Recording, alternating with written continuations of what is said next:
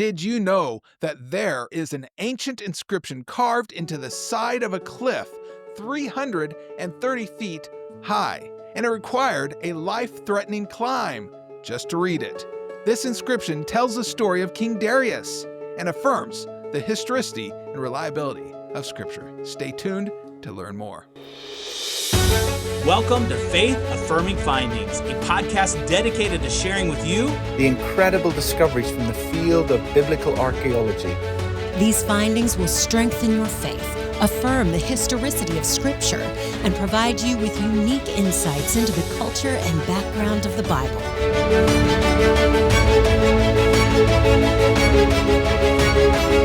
Now, here is your host, Associate Professor of Bible Exposition at Dallas Theological Seminary, Dr. Paul Weaver.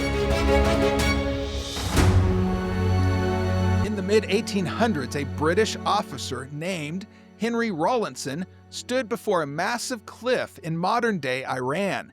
Etched high above the ground was a relief and an inscription, so remote locals thought it impossible to reach. But Rawlinson was determined. With ropes, ladders, a fearless Kurdish boy, and sheets of papier-mâché, Rawlinson captured what had been lost to time, the Behistun Inscription, an epic proclamation of power by Darius the Great. The relief is carved into the side of the cliff, 330 feet above the ancient road that once led to Ecbatana. Ecbatana was the capital of the ancient Median Empire. Today, this monumental inscription lies between modern-day Baghdad, Iraq, and Tehran, Iran.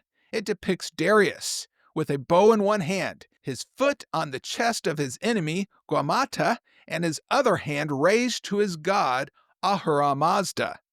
To Darius's left stands two soldiers. To his right, 9 defeated enemies. They're bound with ropes around their necks. Beneath and beside this relief are 414 lines of text in 3 different languages: Old Persian, Akkadian, and Elamite.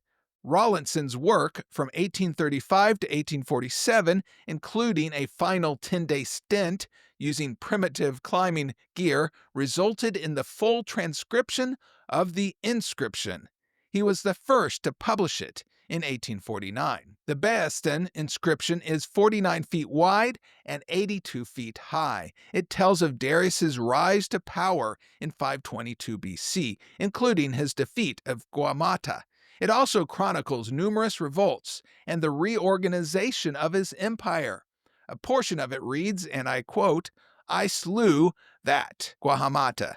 I disposed him of the empire. By the grace of Ahura Mazda, I became king. Ahura Mazda granted me the scepter." The inscription records 19 battles and the organization of the empire into satrapies, or provinces. This inscription is one of the most important trilingual texts ever discovered. It did for cuneiform text what the Rosetta Stone did for Egyptian hieroglyphics. It cracked the language code. Now, any student of the Bible knows that Darius the First, also known as Darius the Great, is prominent in Scripture.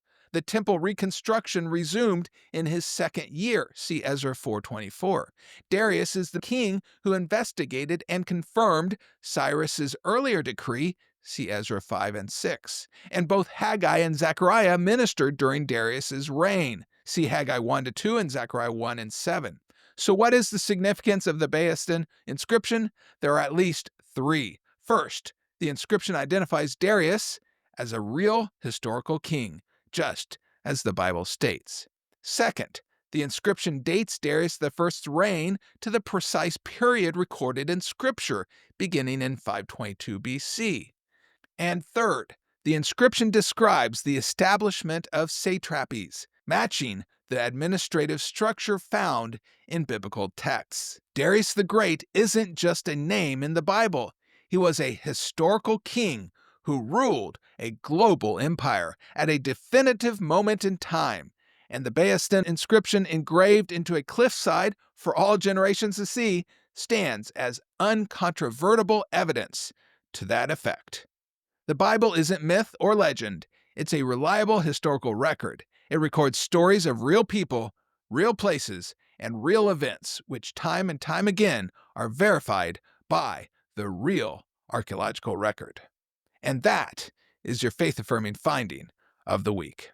If this discovery encouraged your faith, be sure to acquire your copy of my book published by Kriegel Publishing entitled Faith-Affirming Findings, subtitled 50 Archaeological Discoveries that Affirm the Historicity and Reliability of Scripture.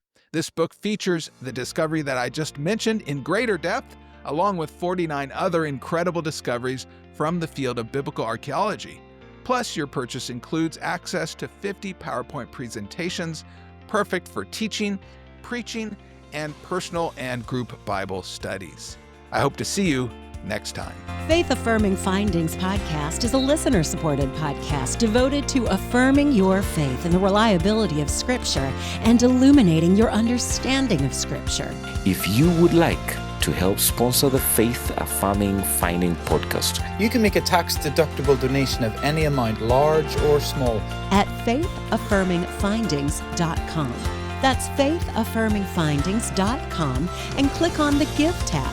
We hope you'll join us again next week for another exciting Faith Affirming Finding.